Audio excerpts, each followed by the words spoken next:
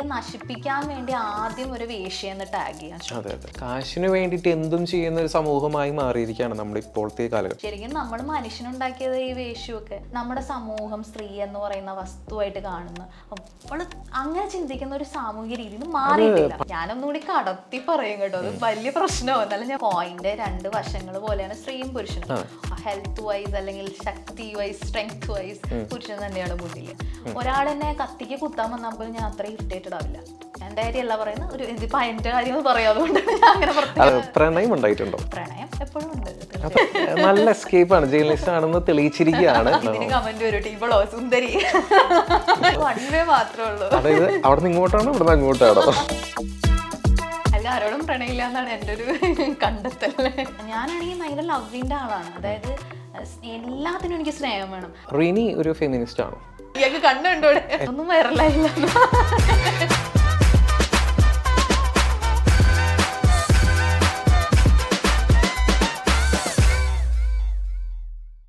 രാഷ്ട്രീയത്തിൽ നമ്മൾ എന്ത് ചെയ്യുന്നു ജനങ്ങൾക്ക് വേണ്ടി എന്നുള്ളതാണ്. അതിന് ഞാൻ 100% തയ്യാറാണ്.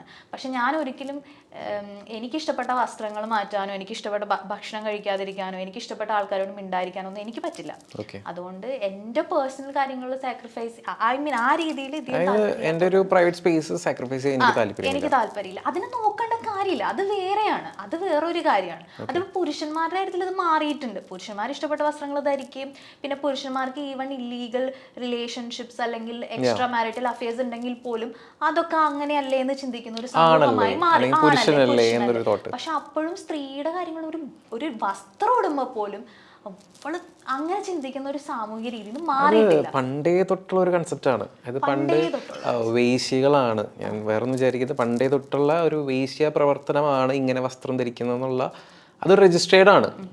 നമ്മൾ ഈ കാലഘട്ടത്തിലല്ല, പണ്ടേ അതങ്ങനെ രജിസ്റ്റർ ചെയ്ത് ഒപ്പിട്ട് സീൽ വെച്ച സംഭവം. അത് ചിന്താഗതി മാറിയിട്ടില്ല ഇപ്പോഴും മാറിയില്ല. ശരിക്കും നമ്മൾ മനുഷ്യനുണ്ടാക്കിയത് ഈ വേശ്യമൊക്കെ അങ്ങനെയൊന്നും യഥാർത്ഥത്തിലില്ല. നാച്ചുറലി ചിന്തിക്കുമ്പോൾ എല്ലാവരും സ്ത്രീയും പുരുഷനും, അല്ലാതെ ഇതിനു വേണ്ടി മാത്രം ആരെങ്കിലും ദൈവം സൃഷ്ടിച്ചിട്ടുണ്ടോ? പക്ഷെ ആ ഒരു വഴി തെരഞ്ഞെടുക്കുന്നത് കാശിന് വേണ്ടിയിട്ടല്ലേ?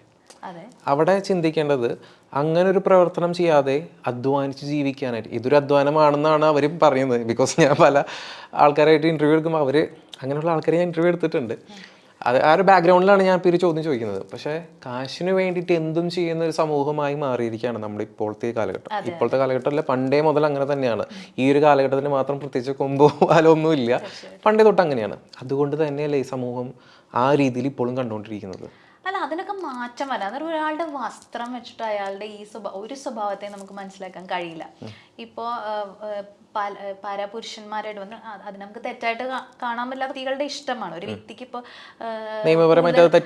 പുരുഷന്മാരോട് ഇഷ്ടമുണ്ടെങ്കിൽ അതിനെ ഞാൻ തെറ്റായിട്ട് കാണുന്ന ഒരാളല്ല, അതൊക്കെ അവരുടെ ചോയ്സ് ആണ്. പക്ഷെ അങ്ങനെയുള്ളവർ പോലും വസ്ത്രം അങ്ങനെ അല്ലാതെ ഇടുന്നവരുണ്ട്. വളരെ പറയുന്ന തരത്തിൽ കുലസ്ത്രീ എന്ന് പറയുന്ന തരത്തിൽ വസ്ത്രം ധരിച്ചിട്ട് ഇങ്ങനെ ബന്ധങ്ങളുള്ളവരുണ്ട്. നേരെ തിരിച്ചുള്ളവരുണ്ട്. വളരെ മോഡേൺ ആയിട്ട് നടന്നിട്ട് അങ്ങനെ ഇല്ലാത്തവരുണ്ട്. അതൊക്കെ ഓരോരുത്തരുടെ ക്യാരക്ടറാണ്. പക്ഷെ എല്ലാം ഒറ്റ സ്ലാബിൽ രജിസ്റ്റർ ചെയ്യപ്പെടുകയാണ് ചെയ്യുന്നത്. അതാണ് പ്രശ്നം. ആ രജിസ്റ്റർ ചെയ്തത് കൊണ്ടാണ് നമ്മളിപ്പോഴും റിനി പോലും അത് ഫേസ് ചെയ്യേണ്ടി വരുന്നത്. അതായത് നമ്മളിങ്ങനെ ഒരു ബുദ്ധിമുട്ടുണ്ടായതുകൊണ്ട് നമ്മളിങ്ങനെ ഒരു സ്ത്രീയെ നശിപ്പിക്കാൻ വേണ്ടി ആദ്യം ഒരു വേശ്യെന്ന് ടാഗ് ചെയ്യാൻ ശ്രമിക്കും. അങ്ങനെ ആ രീതിയിലാണ് സമൂഹം ഇപ്പോഴും ചിന്തിക്കുന്നത്. എന്നാൽ പുരുഷനെ അങ്ങനെ ടാഗ് ചെയ്യുന്നില്ല. അപ്പൊ സ്ത്രീയെ വേശ്യാന്ന് ടാഗ് ചെയ്യുമ്പോഴേക്കും അവളുടെ ജീവിതമേ തീർന്നു എന്നുള്ളതാണ് ഈ പാട്രിയാർക്കൽ സമൂഹത്തിന്റെ ചിന്താഗതിയാണ്. അതൊക്കെ അങ്ങനെയൊന്നും ഇല്ല യഥാർത്ഥത്തിൽ. ഇപ്പോൾ ഒരു സ്ത്രീയുടെ ഇഷ്ടമാണ്, ഇഫ് ഷീ വാണ്ട്സ്, ഓക്കെ, അതിൽ ഞാൻ തെറ്റ് കാണുന്നില്ല. അതൊക്കെ ഓരോരുത്തരുടെ ചോയ്സ് ആണ്. അത് പുരുഷനും ചോയ്സ് ഉണ്ട്. നമ്മൾ ചീറ്റ് ചെയ്യാതിരിക്കാന്നുള്ളൂ. ഇപ്പം നേരത്തെ പറഞ്ഞ പല സ്ത്രീകൾ അല്ലെങ്കിൽ പല പുരുഷന്മാരായിട്ട് ബന്ധത്തിൽ ഏർപ്പെടുന്നത് തെറ്റല്ല എന്ന് റിനി പറയുന്നു. പക്ഷെ അതൊരു മറുവശം ചിന്തിക്കുമ്പോൾ അതൊരു ചീറ്റ് ചെയ്യുക എന്ന് പറയും. അല്ല, അത് അംഗീകരിക്കാൻ പറ്റുന്നുണ്ടെങ്കിൽ അതിനകത്ത് പ്രശ്നമില്ല. ഇപ്പൊ ഞാൻ പറയുന്ന ഒരു ഹസ്ബൻഡ് ആൻഡ് വൈഫ്, ഹസ്ബൻഡ് വളരെ സ്നേഹത്തോടെ വൈഫിന് ലൈഫിൽ നമുക്ക് ചിലപ്പോഴും ഒരു വ്യക്തിക്ക്, എൻ്റെ കാര്യമല്ല പറയുന്നത്, ഒരു ഇതിപ്പോ എൻ്റെ കാര്യം പറയാതുകൊണ്ട് അതെ, ഞാനും പറയുമ്പോൾ എൻ്റെ കാര്യം എന്ന് പറയും. അത് കുഴപ്പമില്ല, അത് അങ്ങനെയാണ് ഞാൻ പറയുന്നത്. നേരത്തെ രജിസ്റ്റർ അല്ല ചിലപ്പോ ഒരു സ്ത്രീക്ക് പല പ്രായത്തിൽ ഇപ്പൊ സ്കൂളിൽ പഠിക്കുമ്പോൾ ഒരു അഫെയർ ഉണ്ടാവാം, കോളേജിൽ പഠിക്കുമ്പോൾ ഒരു അഫെയർ ഉണ്ടാവും, അങ്ങനെയൊക്കെ പല ലൈഫല്ലേ. ലൈഫിൽ അങ്ങനെ നമുക്ക് ഒന്നും നേരത്തെ തീരുമാനിച്ച് പറ്റില്ല. അതായത് ഒരാൾക്ക് ഒരാളേ ഉള്ളൂ എന്നൊന്നും ലൈഫിൽ നമുക്ക് തീരുമാനം. അതൊക്കെ ഓരോരുത്തരുടെ ചോയ്സ് ആണ്, അതൊക്കെ ഓരോരുത്തരുടെ ഇഷ്ടമാണ്. അതിപ്പോ ആണായാലും പെണ്ണായാലും അത് അവരുടെ ഇഷ്ടമാണ്. കാര്യസാധ്യതത്തിന് വേണ്ടി വാക്ക് കൊടുത്ത് ചീറ്റ് ചെയ്യരുത്. അല്ല, അത് മോശമായ പ്രവണതയാണ്. അതിപ്പോ പുരുഷൻ ചെയ്യുന്നാലും സ്ത്രീ ചെയ്യുന്നാലും തെറ്റാണ്. അതായത് നമ്മള് ഒരു കാര്യം ഇപ്പൊ ചിലര് നിനക്കൊരു ജോലി തരണമെങ്കിൽ അല്ലെങ്കിൽ നിനക്ക് ഇന്നൊരു സിനിമയിലെ റോള് തരണമെങ്കിൽ ഇങ്ങനെ സഹകരിക്കണം, അങ്ങനെ ഒരു ആ രീതിയിൽ അനുഭവം ലൈഫിലുണ്ടായിരുന്നു. ഇപ്പോൾ ഓൾറെഡി ഒരു ആർട്ടിസ്റ്റാണ്, സിനിമയിൽ അഭിനയിച്ചു, ഇനിയും സിനിമകളിൽ അല്ലെങ്കിൽ അതിന് മുമ്പ് ഇപ്പോൾ ഒരു ടൈമാണ് കഥകൾ മുട്ടിയിട്ടുണ്ടോ അങ്ങനെ ഒരു സംഭവം റിനി ആൻഡ് ജോർജിന്റെ ലൈഫിൽ ഉണ്ടായിട്ടുണ്ടോ? സിനിമ ഫീൽഡ് ഇല്ല. കാരണം എന്താ വെച്ചാൽ ഞാൻ സിനിമയിൽ 916 കുഞ്ഞൂട്ടിൽ ജസ്റ്റ് എൻജോയ് ചെയ്തിട്ടേ ഉള്ളൂ. അപ്പൊ അവിടെ സെറ്റിലൊക്കെ ഭയങ്കര അടിപൊളിയായിരുന്നു. അതിനു മുമ്പ് ആങ്കർ ആയിരുന്നു, ജേർണലിസം, ഡാൻസർ, അപ്പൊ അങ്ങനെ ഉണ്ടായിട്ടുണ്ട്. അതായത് ആങ്കർ ആയിരുന്ന സമയത്ത് ഒരു പ്രോഗ്രാം പ്രൊഡ്യൂസറിൽ നിന്ന് നമ്മൾക്ക് കുറച്ച് ഞാൻ ഇന്റർവ്യൂസ് എടുക്കുമായിരുന്നു ഇതുപോലെ തന്നെ. അപ്പോൾ കുറച്ച് സെലിബ്രിറ്റി ഇന്റർവ്യൂസ് ഒക്കെ എടുത്തു കഴിഞ്ഞപ്പോൾ കുറച്ച് നല്ല രീതിയിലേക്ക് വരുന്നുള്ളൊരു സമയമായപ്പോൾ പുള്ളി ഇങ്ങനെ ഫേവർ ഉണ്ടെങ്കിൽ അത് പറ്റുള്ളൂ എന്ന് പറഞ്ഞു. ഞാൻ സമ്മതിച്ചില്ല. അതിന്റെ ഭാഗമായിട്ട് ആ ചാനലിൽ നിന്ന് ഞാൻ പോകേണ്ടി വന്ന ഒരു അവസ്ഥ ഉണ്ടായി. എന്തുകൊണ്ട് ഇപ്പൊ പറഞ്ഞു 12 വർഷം മുമ്പ് ഉണ്ടായത് ഞാൻ പറഞ്ഞില്ല, അതുകൊണ്ട് ഞാൻ ഇപ്പൊ റിഗ്രറ്റ് ചെയ്യുന്നു.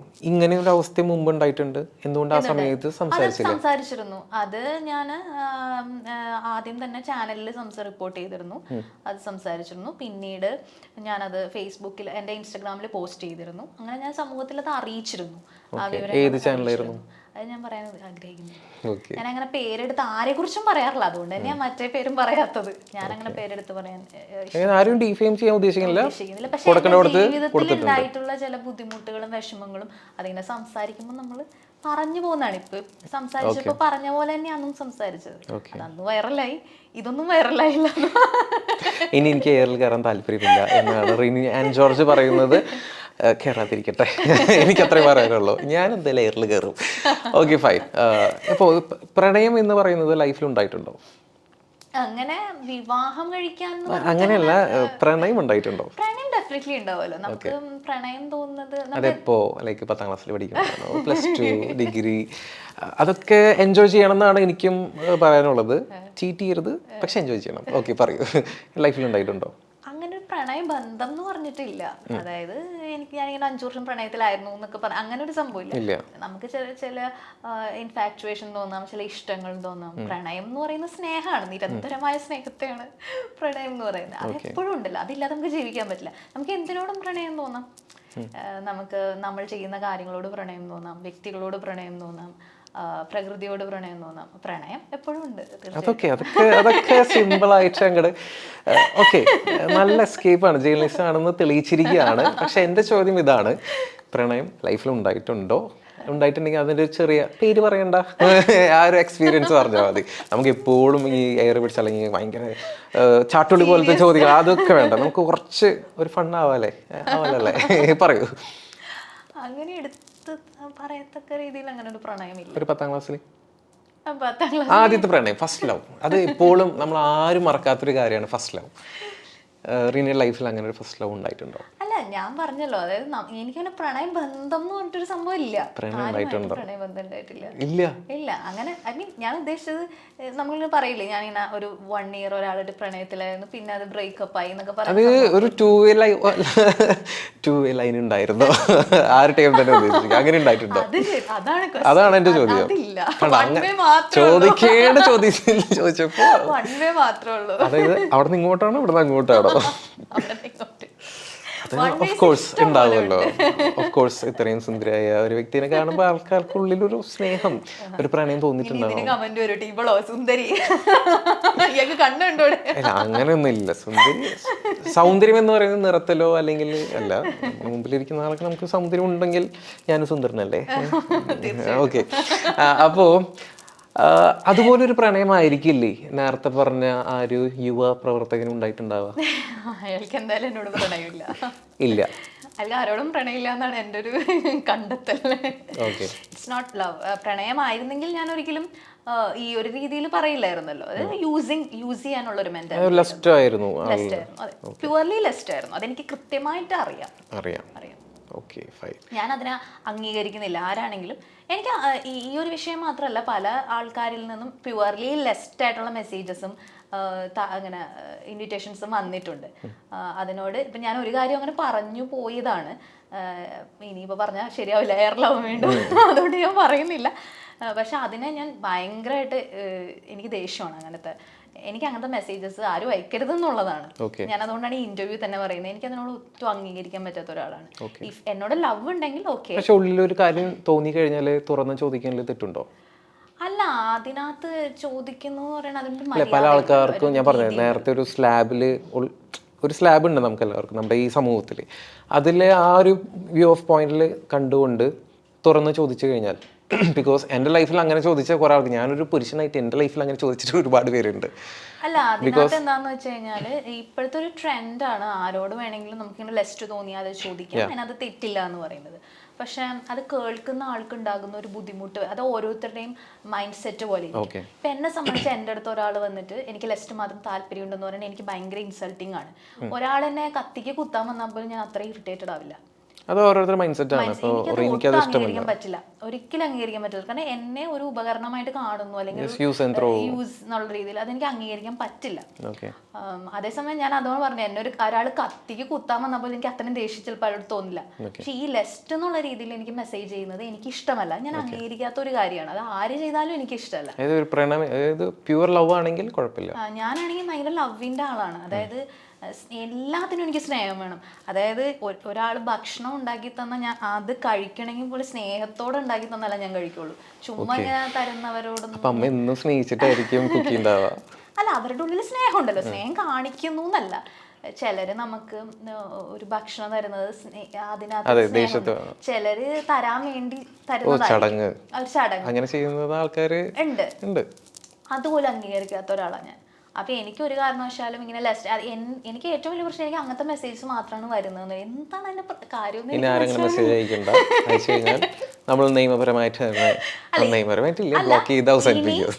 അല്ല, ഇനി ഇത്രയും ഞാൻ അങ്ങനെ ഒരു വാൺ ചെയ്തൊക്കെ വിട്ടു. ഇനി അങ്ങനെ ഉണ്ടായി ഞാൻ നിയമപരമായിട്ട് പോകും.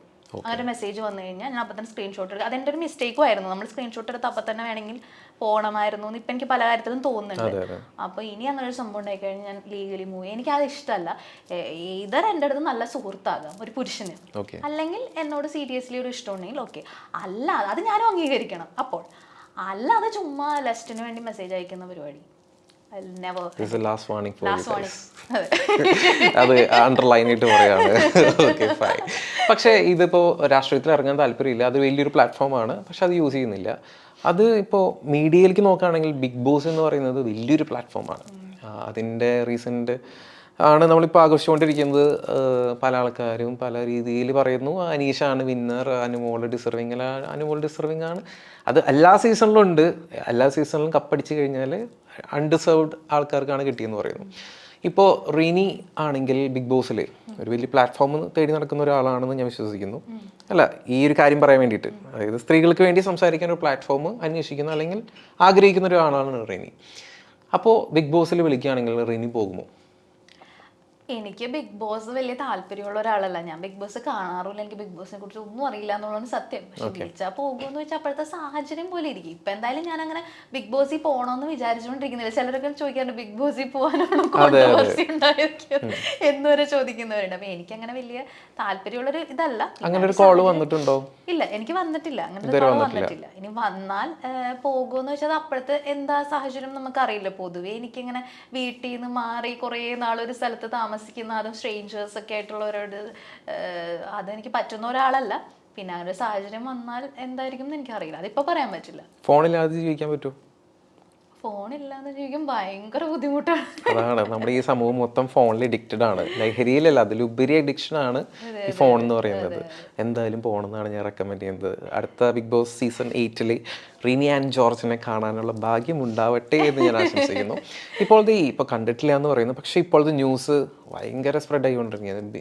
ബിന്നി, കുലംകുത്തി, അല്ലെങ്കിൽ ശൈത്യ, അല്ലെങ്കിൽ അനുമോൾ 16 ലക്ഷം കൊടുത്ത് PR. എല്ലായിടത്തും PR എന്നൊരു ടീം തന്നെ ഫേമസ് ആയത് ബിഗ് ബോസ് സീസൺ 7 ആണെന്നാണ് എല്ലാവരും പറയുന്നത്.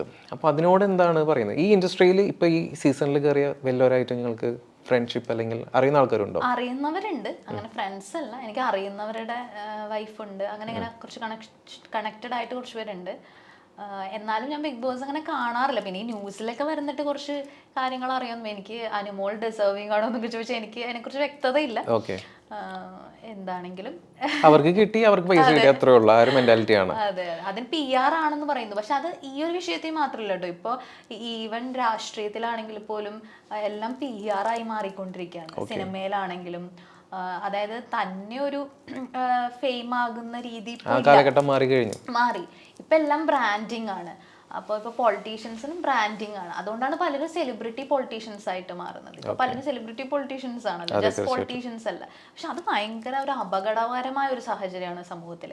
കാരണം പൊളിറ്റീഷ്യൻസ് എന്ന് പറഞ്ഞു കഴിഞ്ഞാൽ നമ്മുടെ കാര്യങ്ങൾ നോക്കേണ്ട, നമ്മുടെ പ്രവർത്തിക്കേണ്ട സാധാരണക്കാരെ പോലെ നിൽക്കേണ്ടവരാണ്. അവരൊരു സെലിബ്രിറ്റി ആയിട്ട് വരുമ്പോൾ അവരൊന്ന് നോക്കി ചിരിക്കുന്നതാണ് ഏറ്റവും വലിയ കാര്യം എന്ന് ചിന്തിക്കുന്ന ഒരു രീതിയിലേക്ക് പോകുന്നു. അല്ലെങ്കിൽ അവരൊന്ന് കെട്ടിപ്പിടിച്ച എല്ലാമായി അത് ആ രീതി വളരെ തെറ്റായ ഒരു രീതിയായിട്ടാണ് എനിക്ക് തോന്നുന്നത്. അപ്പൊ PR എല്ലാത്തിലും ഉണ്ട്. PR ഉപയോഗിച്ച് ഇതാവുന്നതിനെ കുറിച്ച് എനിക്ക് വലിയ അഭിപ്രായമില്ല. പക്ഷെ ഇപ്പൊ റിനി ഒരു PR വർക്കിന് ആഗ്രഹിക്കുന്നുണ്ടല്ലേ? അങ്ങനെ എനിക്കും ഒരു PR വേണം എന്ന് എപ്പോഴും ചിന്തിച്ചിട്ടുണ്ടോ? അങ്ങനെ ഞാൻ ചിന്തിക്കുന്നില്ല. പക്ഷെ കുറച്ചും കൂടി നമ്മൾ പറയുന്ന കാര്യങ്ങൾ, ശരിയായ കാര്യങ്ങളൊക്കെ കുറച്ചും കൂടി ആളുകളിലേക്ക് റീച്ച് ചെയ്യണം എന്ന് തോന്നാറുണ്ട്. അതല്ലാതെ ഇങ്ങനെ നമ്മളെ പ്രകീർത്തിച്ചുകൊണ്ട്, നമ്മളെ വെള്ളപൂശിക്കൊണ്ട്, നമ്മളെ വെള്ളപൂശിയാലും കുഴപ്പമില്ല, പക്ഷെ അതിനുവേണ്ടി മറ്റുള്ളവരെ മോശക്കാരാക്കുന്ന PR-നോട് ഒട്ടും യോജിക്കാൻ കഴിയില്ല. ഇപ്പൊ എന്നെ വേണമെങ്കിൽ നന്നായിട്ട് പറഞ്ഞോട്ടെ, റിനി നല്ലതാണ്, നല്ല കുട്ടിയാന്ന് പറഞ്ഞിട്ടെ, പക്ഷെ അതിന് വേണ്ടിയിട്ട് കിരൺ മോശക്കാരനാണ് അങ്ങനെ ആക്കി തീർക്കുന്ന PR ഭയങ്കര പ്രശ്നമാണ്. അതിപ്പോ നടക്കുന്നുണ്ട്. ഇപ്പൊ ഈവൻ ബിഗ് ബോസിലാണെങ്കിൽ ആ രീതിയിൽ വരുന്നുണ്ട്, മറ്റുള്ള കണ്ടസ്റ്റൻസിനെ മോശക്കാരാക്കുന്നു എന്നുള്ളത്. അപ്പൊ അതൊരു ഭയങ്കര തെറ്റായ പ്രവണതയാണ്. നമ്മളിനി വെളുപ്പിച്ചാലും സാരമില്ല, കൂടെ ഉള്ളവരെ അപമാനിക്കുന്നു എന്ന് പറയുന്ന, അപ്പൊ അവർക്കൊരു നെഗറ്റീവ് ഇമേജ് സമൂഹത്തിൽ വരികയും അവരുടെ കരിയറിനെ തന്നെ അത് മോശമായിട്ട് ബാധിക്കുകയും ചെയ്യും. ആ ഒരു പ്രശ്നം. ഇനിയിപ്പോ നമുക്ക് ബിഗ് ബോസ് കഴിഞ്ഞു, അടുത്ത സീസണിൽ പോട്ടെ. ഇനി വാട്ട് അബൌട്ട് രാഹുൽ ഈശ്വർ? എല്ലാത്തിൻ്റെയും ഒരു മൂലകാരണക്കാരൻ രാഹുൽ ഈശ്വർ അല്ലേ? അല്ല, ഞാൻ അതിനെക്കുറിച്ച് വലിയ ബോധേഡല്ല. കാരണം എന്താണെന്ന് വെച്ചാൽ ഞാൻ ഒരു ഇന്റർവ്യൂ ഞാനത് പറഞ്ഞു, അതിന്റെ സാഹചര്യങ്ങൾ പറഞ്ഞു. ഞാനൊരു പത്രസമ്മേളനം വിളിച്ചതൊന്നുമല്ല, ഇങ്ങനെ ഒരു സംസാരത്തിൽ പറഞ്ഞു പോയൊരു കാര്യമാണ്. അത് പിന്നീട് അത് വൈറലായി. അതിൻ്റെ ഒരു വിധിയായിരുന്നു, അല്ലെങ്കിൽ അതാ എന്റെയും ആ വ്യക്തിയുടെയും ഒരു വിധിയായിരുന്നു എന്ന് ഞാൻ വിചാരിക്കുന്നു. എന്നതിനപ്പുറത്തേക്ക് പിന്നീട് നടന്ന കാര്യങ്ങളെ കുറിച്ചൊന്നും ഞാൻ ബോധേഡല്ല. ഞാൻ ചെയ്തത് ശരിയാണെന്ന് എനിക്ക് മറുപടി ഇതുവരെ കൊടുത്തിട്ടില്ലല്ലോ. അത് ഞാൻ ബോധേഡല്ലാത്തോണ്ടാ. നമ്മൾ കെയർ ചെയ്യാത്ത കാര്യങ്ങൾ നമ്മൾ പറയേണ്ട. നമ്മളെ പറ്റി ഒരാൾ അപവാദം പറയുമ്പോൾ അത് മിണ്ടാതിരുന്നു കഴിഞ്ഞാൽ ബാക്കിയുള്ളവരത് ശരി വെക്കില്ലേ? അല്ല, നമുക്ക് ഈ സമൂഹത്തിലെ എല്ലാവരും പറഞ്ഞ് മനസ്സിലാക്കിക്കുക എന്ന് പറയുന്നത് നടക്കുന്ന കാര്യമല്ല. ഇപ്പൊ തന്നെ സാവത്തിന്റെ വിഷയമൊക്കെ നമുക്കറിയാം. അതായത് അന്ന് ആ കുട്ടി എത്ര പറഞ്ഞു ഇങ്ങനെ ഒരു ബുദ്ധിമുട്ടുണ്ടായി, എന്നിട്ടും ആ കുട്ടിക്കെതിരെ ഭയങ്കരമായിട്ടുള്ള ഒരു ഇതുണ്ടായി, സോഷ്യൽ മീഡിയ സൈബർ ആക്രമണം ഉണ്ടായി. അത് ആ കുട്ടിയുടെ വസ്ത്രത്തിന്റെ പേരിൽ എന്നൊക്കെ പറഞ്ഞുകൊണ്ട് അങ്ങനെ. അതിനുശേഷം പിന്നെ എത്ര നാൾ ആ കുട്ടിയെ കളിയാക്കി. അതിനുശേഷം അയാൾ വീണ്ടും അതേ കുറ്റകൃത്യം ചെയ്തപ്പോൾ പോലും അതിനൊരു മാപ്പ് പറയാനോ അല്ലെങ്കിൽ അത് ആരെങ്കിലും തയ്യാറാവുന്നു. അതെ, ആ വ്യക്തി, ആ പ്രതി ഇറങ്ങിയ സമയത്ത് വലിയ സ്വീകരണം. സമൂഹത്തിലെ സ്ത്രീകൾ എന്തെങ്കിലും സംസാരിക്കുമ്പോൾ അവർക്കെതിരെ ഇപ്പൊ ഈവൻ ഒരു കൊച്ചു പെൺകുട്ടി പോലും ഒരു അഭിപ്രായം പറഞ്ഞാൽ അറിയാലോ. ഇപ്പൊ റീസെന്റ് നമുക്കറിയാം അഭിപ്രായം പറഞ്ഞാൽ എങ്ങനെയാണ് അത് സമൂഹം ട്രീറ്റ് ചെയ്യുന്നത്. അപ്പോൾ ഒരു സ്ത്രീ അഭിപ്രായം പറയുമ്പോൾ അല്ലെങ്കിൽ സ്ത്രീ തുറന്നു പറയുമ്പോൾ ഇതെല്ലാ സ്ത്രീകളും ഫേസ് ചെയ്യുന്ന ഒരു കാര്യമാണ്. മിണ്ടാതിരിക്കുന്ന സ്ത്രീകൾക്ക് പ്രശ്നം വരുന്നില്ല എന്നുള്ളത്. അതിന് സ്ത്രീകളുടെ വായ അടപ്പിക്കണം, അവർ മിണ്ടാതിരിക്കണം. അപ്പോൾ അങ്ങ് മിണ്ടാതിരിക്കാൻ വേണ്ടിയിട്ട് അവർ ചെയ്യുന്നതാണ്. അതേക്കുറിച്ച് ഞാൻ വലിയ ബോധേഡല്ല. ഞാൻ പറഞ്ഞല്ലോ, ഞാൻ ആകെ ചിന്തിച്ചത് എന്നെക്കുറിച്ച് പോലും ഞാൻ ആ കോൺട്രവേഴ്സി ആ സംസാരിക്കുമ്പോൾ ചിന്തിച്ചില്ല. ഞാൻ ആകെ ചിന്തിച്ചത് മറ്റു പെൺകുട്ടികൾക്ക് ഇങ്ങനെ വരരുത്, എൻ്റെ സഹോദരിമാർക്ക് ഈ വ്യക്തിയിൽ നിന്നും ഇങ്ങനെ ഉണ്ടാവരുത്. ഒരൊറ്റ തോട്ട് മാത്രമേ എൻ്റെ മനസ്സിലുണ്ടായിരുന്നു. അയാൾക്ക് പോലും ഒരു ബാഡ് കാര്യം വരണമെന്ന് ഞാൻ ചിന്തിച്ചിട്ടില്ല. അതൊക്കെ ഒരു വിധി, അങ്ങനെ സംഭവിച്ചതും സംഭവിക്കാത്തതും ഒക്കെ. സംഭവിച്ചത് എല്ലാം നല്ലതിന്, സംഭവിക്കാൻ പോകുന്നത് നല്ലതിന്. എൻ്റെ അടുത്ത ചോദ്യം എന്ന് പറയുന്നത്, റിനി ഒരു ഫെമിനിസ്റ്റ് ആണോ? ഫെമിനിസം ഇൻ ദ സെൻസ് ഇവിടെ പറയുന്ന ഒരു തരം ഫെമിനിസം അല്ല, പുരുഷ വിരോധി. അതല്ല ഫെമിനിസം എന്നുള്ളത് എല്ലാവർക്കും അറിയാം, അറിയാത്തവരുണ്ടെങ്കിൽ പോയി പഠിക്കുക. What's your thought about equality? അതായത് ഞാനൊരു ഫെമിനിസ്റ്റ് എന്നുള്ളതല്ല, ഞാൻ ചിന്തിക്കുന്നത് സ്ത്രീയും പുരുഷനും ഇല്ലാതെ നമുക്കിവിടെ എക്സിസ്റ്റൻസ് ഇല്ല. ഒരു കോയിന്റെ രണ്ട് വശങ്ങൾ പോലെയാണ് സ്ത്രീയും പുരുഷനും. ഒരിക്കലും പുരുഷ വിരോധിയല്ല ഞാൻ ഒരിക്കലും പുരുഷ വിരോധിയല്ല. കാരണം എൻ്റെ ലൈഫിൽ എനിക്ക് ഏറ്റവും സപ്പോർട്ട് തന്നിട്ടുള്ളത് പുരുഷന്മാരാണ്, സ്ത്രീകളല്ല. പലപ്പോഴും നമ്മളെ പിടിച്ച് വലിക്കുന്നത് സ്ത്രീകളാണ്. പക്ഷെ എന്നിട്ടും എന്തുകൊണ്ട് ഞാൻ സ്ത്രീപക്ഷം പറയുന്നു എന്ന് വെച്ചാൽ ഞാനൊരു സ്ത്രീ ആയതുകൊണ്ടാണ്. ഞാനൊരു സ്ത്രീ ആയതുകൊണ്ട് എനിക്ക് അറിയാം സ്ത്രീകൾ നേരിടുന്ന കൺസേൺസ് എന്താണ്, പ്രശ്നങ്ങൾ എന്താണെന്നുള്ളത്.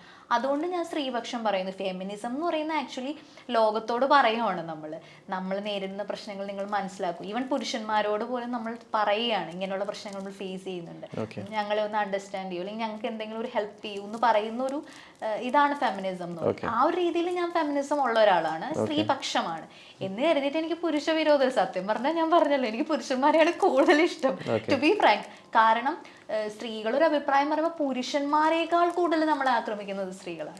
പല പുരുഷന്മാരും വലിയ സപ്പോർട്ട് തരുമ്പോൾ സ്ത്രീകൾ ഇവളാരാണ് എന്ന് ആദ്യം ചോദിക്കുന്ന സ്ത്രീകളാണ്. നമ്മളെ കുറ്റം പറഞ്ഞും തെറി പറഞ്ഞും കമന്റ് ഇടുന്നതിൽ കൂടുതലും സ്ത്രീകളാണ്. അപ്പൊ സ്ത്രീകൾ തന്നെ അതെ അതെ അതെ ആണ്, ഭയങ്കര മോശമായിട്ട് പറയുന്നു. അത് നമ്മുടെ ലുക്സ് വെച്ചിട്ടോ അല്ലെങ്കിൽ നമ്മുടെ ഡ്രസ്സിങ് വെച്ചിട്ടോ ഒക്കെ പലപ്പോഴും എല്ലാവർക്കും ഒരു മുൻവിധിയുണ്ട്. പിന്നെ വേറൊരു കാര്യം എന്ന് വെച്ചാൽ സ്ത്രീകൾ എപ്പോഴും നമ്മുടെ സമൂഹത്തിൻ്റെ ഒരു പ്രശ്നം എന്താണെന്ന് വെച്ചാൽ സ്ത്രീകളെ ഇൻഡിവിജ്വലായിട്ട് കാണുന്നില്ല. നമ്മുടെ സമൂഹം ഒരു വസ്തു പോലെയാണ് കാണുന്നത്.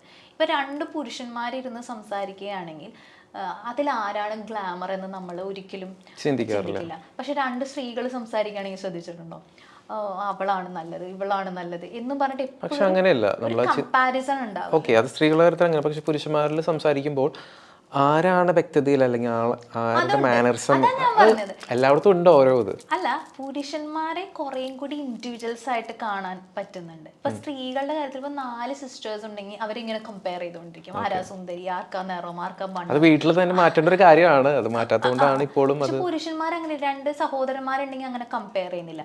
പൊതുവെ സ്ത്രീകളെ വസ്തുക്കളെ പോലെ കാണുന്ന ഒരു സമൂഹത്തിലാണ് നമ്മൾ ജീവിക്കുന്നത്. അതിൻ്റെ ഒരു ഇഷ്യൂ ഉണ്ട്. അതായത് സ്ത്രീകളൊരു വസ്തുവായിട്ട് കാണുന്നു. ഈ വസ്തുവായിട്ട് കാണുന്ന അതേ ചിന്താഗതി സ്ത്രീകൾക്കുണ്ട്. അപ്പൊ സ്ത്രീകൾ എപ്പോഴും കമ്പയർ ചെയ്യും. ഒരു സ്ത്രീയെ കാണുമ്പോൾ അയ്യോ എന്നേക്കാൾ കളർ ഉണ്ടോ അവൾക്ക്, എന്നേക്കാൾ ഹൈറ്റ് ഉണ്ടോ, ഇതാണ്. അത് വെച്ചിട്ടാണ് സ്ത്രീകൾ തമ്മിലൊരു കിടമത്സരം പോലെയാണ്. എനിക്ക് അങ്ങനെ ഒരു ഈഗോ മൈൻഡ് ഉണ്ടോ, ലൈക്ക് എനിക്ക് പണ്ട് അങ്ങനത്തെ ഒക്കെ ഫീലിങ്സ് ഉണ്ടായിരുന്നു എല്ലാ ആൾക്കാരെ പോലെ.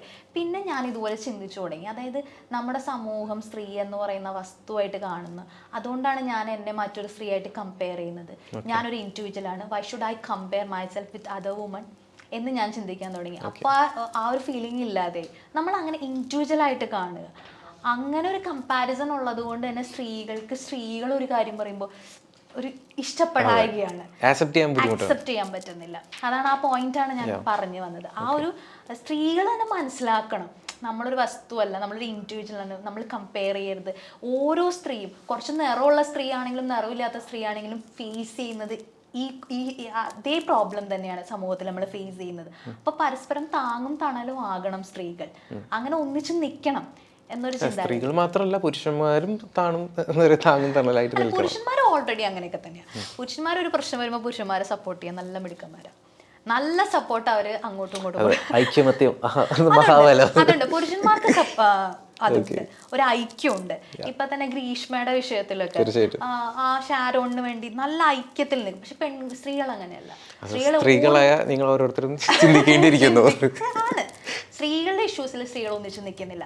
സത്യം പറഞ്ഞാൽ സ്ത്രീകൾ ഒന്നിച്ച് നിൽക്കുകയാണെങ്കിൽ ഈ വേൾഡ് കുറച്ചും കൂടി ബെറ്റർ ആയേനെ, സ്ത്രീകൾ കുറച്ചുകൂടി ബെറ്റർ ആയേനെ. കാരണം എല്ലാവരും ഒന്നിച്ച് നിൽക്കുമ്പോഴാണല്ലോ ഇപ്പോൾ ഏത് സംഘടനകളാണെങ്കിലും, ഏത് ഇപ്പോൾ ബേക്കറി അസോസിയേഷൻ, അങ്ങനെ ഓരോരോ അസോസിയേഷൻസ് എന്തിനാണ് രൂപീകരിക്കുന്നത്? അവരുടെ ആവശ്യങ്ങളും അവകാശങ്ങളും സമൂഹത്തിൽ ഇത് ചെയ്യാൻ വേണ്ടിയിട്ടാണ്.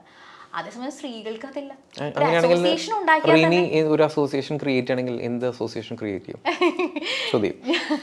ഞാൻ സ്ത്രീകൾക്ക് വേണ്ടിയിട്ട് ആയിരിക്കും അത് ക്രിയേറ്റ് ചെയ്യുന്നത്. മീൻസ് അത് പുരുഷന്മാർക്ക് എതിരായിട്ടല്ല, നമ്മൾ സ്ത്രീകൾ. സമൂഹത്തിൽ നല്ല പുരുഷന്മാരില്ലേ? ഒത്തിരിയുണ്ട്, അതല്ല ഞാൻ പറഞ്ഞത്. അപ്പൊ അവർക്കും ഒരു വോയിസ് വേണം. ബിക്കോസ് നമ്മുടെ നാട്ടിൽ ഒരു സ്ത്രീ പട്ടാപ്പകല് മാർക്കറ്റിന് നടുവിൽ നിന്നിട്ട് ഒരു പുരുഷനടിക്കുന്ന ഞാൻ കണ്ടിട്ടുണ്ട്. അങ്ങനെയുള്ള സിറ്റുവേഷൻസ് നമ്മുടെ ചുറ്റുപാട് നടക്കുമ്പോൾ പുരുഷന്മാർക്ക് ഒരു വോയിസ് ഇല്ലാതെ വരുന്ന ഒരു അവസ്ഥയല്ലേ ഇപ്പോൾ?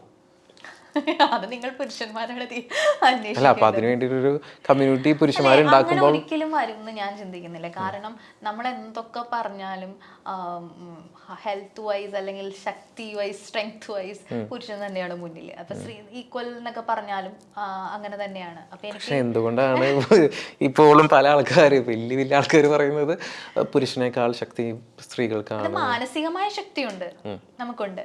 ഇപ്പം അതൊക്കെ ഓരോരുത്തർ മൈൻഡ് സെറ്റ് പോലെ ഓരോ വ്യത്യാസമുണ്ട്. പക്ഷെ അങ്ങനെയല്ല, നമ്മൾ ശാരീരികമായിട്ട് പറയുമ്പോൾ പുരുഷൻ തന്നെയാണ്. നമ്മളതിന്റെ എന്തിനാ കള്ളം പറയുന്നത്? ഒരാളെങ്കിലും സത്യം പറഞ്ഞല്ലോ. അതിന്റെ ആവശ്യമില്ല. ഓക്കെ, സ്ത്രീകള് പല കാര്യത്തിലും ബുദ്ധി ഉപയോഗിച്ച് ചിന്തിക്കുന്നില്ല എന്ന് എനിക്ക് തോന്നുന്നുണ്ട്, പല കാര്യങ്ങളിലും. പക്ഷെ പുരുഷന്മാർ കുറച്ച് കൂടുതലാണെന്നാണോ? അവര് പല വിഷയങ്ങളിലും ഒരു ഇന്റലിജൻസോടെ ചിന്തിക്കുന്നു, ഇമോഷണൽ ആയിട്ട് ചിന്തിക്കുന്നു എന്നുള്ളതാണ്. അതുകൊണ്ട് തന്നെയാണ് ഇങ്ങനെയുള്ള ക്രിമിനൽസും ഇങ്ങനെയുള്ള ആൾക്കാരും ഒക്കെ നമ്മളെ ഭരിക്കുന്നതും ഒക്കെ വരുന്നത്. തീർച്ചയായിട്ടും അതായത് ട്രസ്റ്റ് ചെയ്യാൻ പറ്റുന്നില്ല. അതായത് തിരിച്ചറിവ് എപ്പോഴും എല്ലാം കഴിഞ്ഞിട്ടായിരിക്കും ഉണ്ടാവുന്നത്.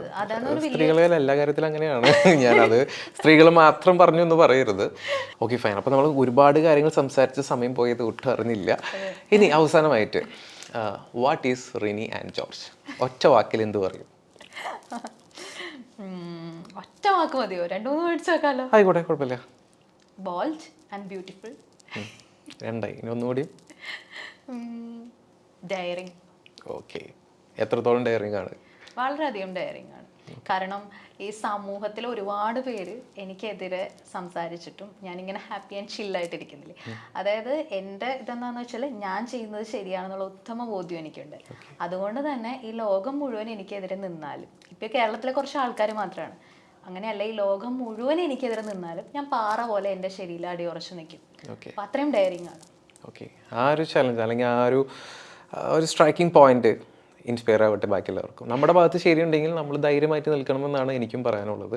പക്ഷേ ശരിയില്ലാത്ത പക്ഷം കൊണ്ടാണോ പല ആൾക്കാരും ഇങ്ങനെ എസ്കേപ്പ് ചെയ്ത് വെള്ളപൂശിയും നടക്കുന്നത്? തീർച്ചയായിട്ടും അവരവരെ തന്നെ വെള്ളപൂശുന്നു. പക്ഷെ കാലം അവരാരാണെന്ന് തെളിയിക്കും. Okay, great.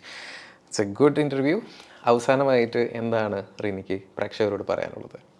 എനിക്ക് പറയാനുള്ളത് എന്താണെന്ന് വെച്ചാൽ, ഒരു സ്ത്രീ എന്നുള്ള നിലയിൽ ഒരു പ്രശ്നം ഉണ്ടാകുമ്പോൾ, പ്രത്യേകിച്ച് ഒരു സെക്ഷൽ വയലൻസ് അതുപോലുള്ള പ്രശ്നങ്ങൾ ഉണ്ടാകുമ്പോൾ, ഏതൊരു സ്ത്രീയും ചെയ്യുന്ന കാര്യം എന്ന് പറയുന്നത് അത് അവരുടെ മാത്രം വിഷയമായിട്ട് കണ്ട് അതിനെ അങ്ങ് ഇഗ്നോർ ചെയ്ത് വിടും. പക്ഷെ അത് അവരുടെ മാത്രം സ്വന്തം വിഷയം മാത്രമല്ല. നമ്മളത് ഇഗ്നോർ ചെയ്ത് വിടുമ്പോൾ ആ ക്രിമിനൽ അവിടെ ഉണ്ട്. ആ ക്രിമിനൽ പല സ്ത്രീകളെയും അതുപോലെ ഉപയോഗിക്കും എന്ന് മനസ്സിലാക്കി നമുക്ക് അങ്ങനെ ഒരു അനുഭവം ഉണ്ടാകുമ്പോൾ, പ്രത്യേകിച്ച് അവരൊരു അധികാര കേന്ദ്രങ്ങളിൽ ഇരിക്കുന്നവരോ അല്ലെങ്കിൽ സ്വാധീനമുള്ള വ്യക്തികളാകുമ്പോൾ തീർച്ചയായിട്ടും നമ്മളത് വോയിസ് ചെയ്യണം, നിങ്ങളുടേതായ രീതിയിൽ വോയിസ് ചെയ്യണം. കാരണം നമ്മുടെ മാത്രം ഒരു ഇഷ്യൂ ആയിട്ടല്ല നമ്മളിതിനെ കാണേണ്ടത്. നമുക്കൊരുപാട് സഹോദരിമാരുണ്ട്, അവരും കൂടി ഫേസ് ചെയ്യുന്ന ഒരു വിഷയമാണ് എന്ന് മനസ്സിലാക്കി നമുക്കെതിരെ നടക്കുന്ന ഇത്തരത്തിലുള്ള വയലൻസുകളെ നമ്മൾ ധൈര്യപൂർവ്വം വോയിസ് ചെയ്യണം. സമൂഹം ചിലപ്പോൾ നമ്മളെ കുറ്റപ്പെടുത്തും, എന്നാൽ പോലും നമ്മളുടെ ശരി നമ്മളെ രക്ഷിക്കും എന്നുള്ളത് വിശ്വസിച്ചുകൊണ്ട് നിങ്ങൾക്ക് ഉണ്ടാകുന്ന ഇഷ്യൂസ് നിങ്ങളുടേതായ രീതിയിൽ വോയിസ് ചെയ്യണം എന്നുള്ളതാണ്.